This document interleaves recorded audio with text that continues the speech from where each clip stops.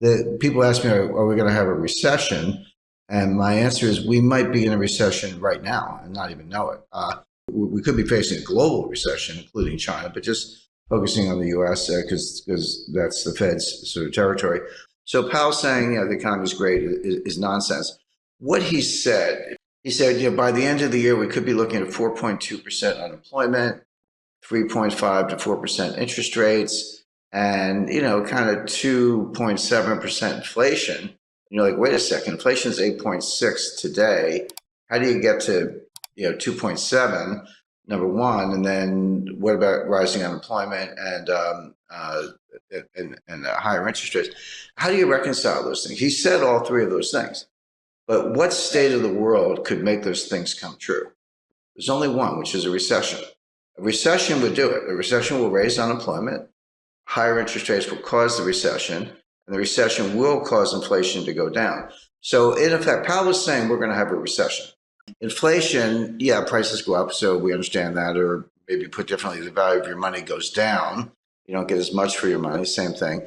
But inflation, broadly speaking, has two causes. One is called, not to get too technical, but it's called cost push. This comes from the supply side. So there's a shortage of oil. And we've got a financial and economic war going on between Russia and the United States. The U.S. really started it, but U.S., EU, Canada, Australia, Japan versus Russia. That's obviously disrupting supply chain, cutting down energy supply, causing the price of oil to go up, et cetera. So that's coming from the supply side. And you're exactly right. The Fed can't drill for oil. The Fed can't plant wheat.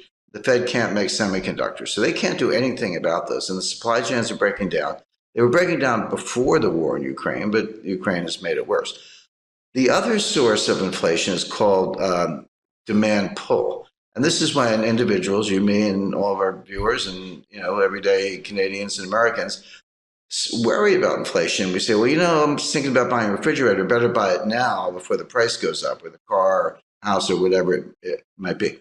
They're different, but they affect each other. When the cost push inflation from the supply side has enough effect, there's a tipping point or critical threshold in psychology. We say, maybe it is out of control. I better go buy some stuff. Then the velocity of money goes up, and then you get inflation. So the Fed can't do anything about cost push. They can't do anything about the price of oil, and you're right about that.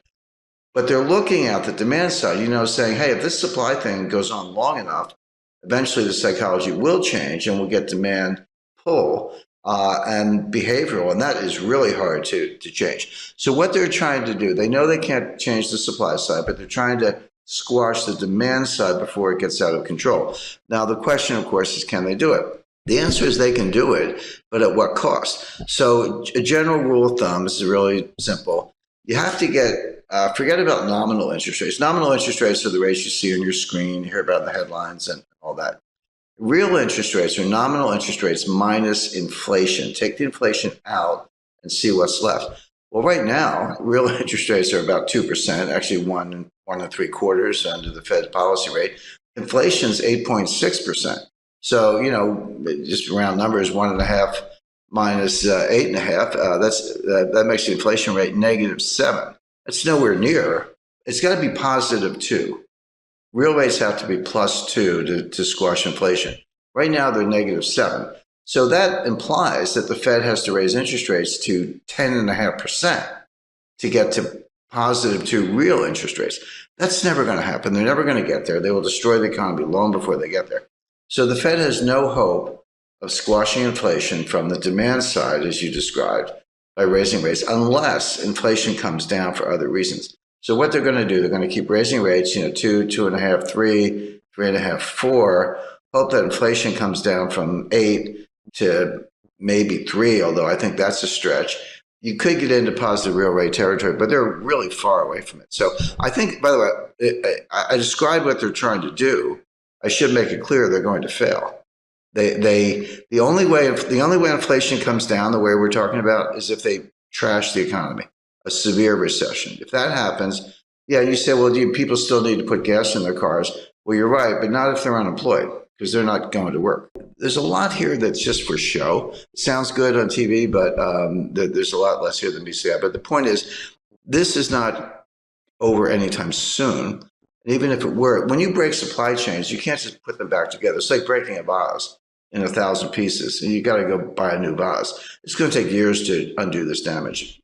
So I spoke to the individual who was probably the single individual most responsible for building the modern supply chain. It was 30 years from 1989 to 2019. It was head of one of the largest companies in the world, and this is what they did, among other things. And he said, Jim, you have to understand, it took us 30 years to build it.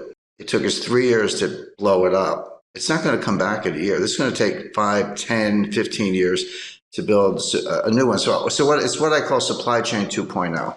Well, buying a refrigerator is a good idea. Buying a freezer might be a better idea. We're looking for food shortages by the fall. Now, when I say food shortages, in Africa and Middle East, this will mean mass starvation. You may see the greatest humanitarian crisis in history because they literally can't get the food. Everyone's like, well, gee, you can't get Ukrainian wheat. What's the big deal? Buy it from somewhere else. There is nowhere else. Canada and the United States grow an enormous amount of wheat, but we use most of it internally, and we feed, because it's not for humans, by the way, we feed our animals. This is how you feed cows, pigs. This is how you get beef and pork. This is an example of the supply chain, how it filters all the way through. So you would expect higher prices to persist. You would expect food shortages. Buying a freezer is not a bad idea. The future supply chain is going to be, it goes by different names. Janet Yellen calls it friendshoring. Macron calls it constellation. I call it a college of nations, but basically we'll have supply chains and trade, but it'll be sort of members only. So US, Canada, Australia, Europe, others, Japan, will be invited to join, but not China. Russia is going to be in the waiting room for a while. We should be better allies of Russia, but the Democrats in the United States have pretty much made that impossible, at least for the short run. And then there'll be other countries that are kind of neutral in that scheme, Brazil, India, and others. But the point is, you'll still have trade and you'll have supply chains, but it'll be kind of friendly countries, members only, and exclude China. So that decoupling is going to go ahead. The Chinese seem to be not only fine with it, but they're actually leading the way. Semiconductor manufacturing is moving back to the United States. The 20 billion of new semiconductor plants from Intel. Why is Taiwan Semiconductor spending over $5 billion to build new semiconductor fabrication plants in the United States? Well, obviously because they're worried about China. We're reshuffling the deck, but none of this stuff is easy. Semiconductor plants take 5 years to build. A new refinery, forget it. That's like 7 to 10 years. We haven't had one in the United States since 1977. So it's going to take a while to do all this. Well, we can do it. So if I said we're definitely going to have inflation, you would know what to do. You'd buy gold, hard assets, land, silver, treasury notes, government bonds, etc. If I said we're definitely going to have deflation, you would also know what to do. You would reduce leverage. You would have more cash, and there are other assets you could go into. The problem is we could have both. There's no question we have inflation right now. It's front and center. But if the Fed squashes it and causes a recession or worse, you could flip to deflation very quickly. So this is going to sound like an obvious statement. What you want is diversification. Sounds obvious, but most people don't know what diversification is. I see people, I've got 50 stocks in 10 different sectors. I'm highly diversified. I'm like, no, you're not. You have one asset class called stocks. Real diversification, have a slice of stocks, gold, real estate, cash. Agriculture is a good investment. Energy, forget the Green New Scam. That's a joke. Oil and natural gas are going to be around for a long time.